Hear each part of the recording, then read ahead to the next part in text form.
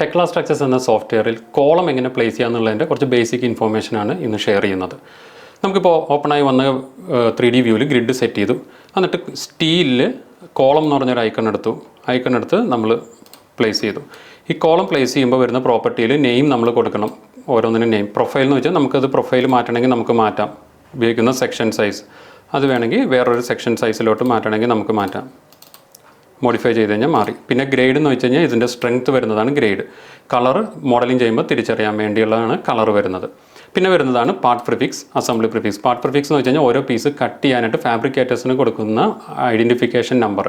Assembly prefix എന്ന് വെച്ചാൽ സൈറ്റുകാർക്ക് identify ചെയ്യാനായിട്ട് വെൽഡ് ചെയ്ത് സെറ്റ് ചെയ്ത് ഫാബ്രിക്കേഷൻ ഷോപ്പിൽ നിന്ന് വരുമ്പോൾ ഐഡൻറ്റിഫൈ ചെയ്യാൻ കൊടുക്കുന്നതാണ് അസംബ്ലി പ്രിഫിക്സ്.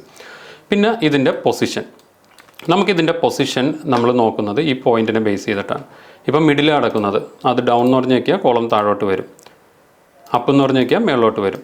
ഒരു 50 മൂവ് ചെയ്ത് കഴിഞ്ഞാൽ ഇവിടെ ഡിസ്റ്റൻസ് കൊടുത്താൽ 50 mm മൂവ് ആവും. ഇനി റൊട്ടേഷൻ എന്ന് വെച്ച് കഴിഞ്ഞാൽ നമുക്കിപ്പോൾ ടോപ്പുള്ളത് ഫ്രണ്ട് എന്ന് പറഞ്ഞ് ആക്കി കഴിഞ്ഞാൽ 90 ഡിഗ്രി റൊട്ടേഷനിൽ വരും. ഹൊറിസോണ്ടലും ഇത് തന്നെ ഹൊറിസോണ്ടൽ വരുന്നത്. നമുക്ക് ലെഫ്റ്റ് എന്ന് പറഞ്ഞ് ഞെക്കിക്കഴിഞ്ഞാൽ കോളം ലെഫ്റ്റിലോട്ട് പോകും, റൈറ്റ് എന്ന് പറഞ്ഞ് ഞെക്കിക്കഴിഞ്ഞാൽ കോളം റൈറ്റിലോട്ട് വരും. ഇപ്പോൾ നമ്മൾ മിഡിലായിട്ട് എല്ലാം പ്ലേസ് ചെയ്തു. ഇനി കോളത്തിൻ്റെ ഹൈറ്റ് സെറ്റ് ചെയ്യുന്നത് നമ്മളൊരു എലിവേഷൻ ഓപ്പൺ ചെയ്തിട്ട് ആ എലിവേഷനിൽ ഇപ്പോൾ കോളം കിടക്കുന്നുണ്ടോ, നമുക്ക് സപ്പോസ് കോളത്തിൻ്റെ ബോട്ടം ലെവൽ 0 to 6000 ഹൈറ്റ് വരെ കൊടുക്കണമെന്നാണെങ്കിൽ ഇവിടെ ഒരു പ്രോപ്പർട്ടീസിലുണ്ട്.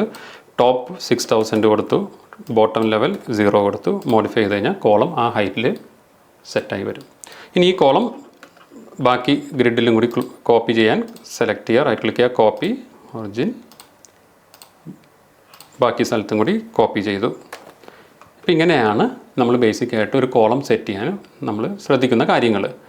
ഇതിനേലും കുറച്ചും കൂടി ഇലാബറേറ്റ് ആയിട്ട് ഇൻ ഡെപ്ത് നിങ്ങൾക്ക് അറിയണമെന്നുണ്ടെങ്കിൽ ഞങ്ങൾ യൂട്യൂബിൽ കോളത്തിൻ്റെ ഒരു ക്ലാസ് എടുത്തിട്ടുണ്ട്. അതിൻ്റെ ലിങ്ക് ഡിസ്ക്രിപ്ഷനിൽ കൊടുക്കാം. Okay, thank you.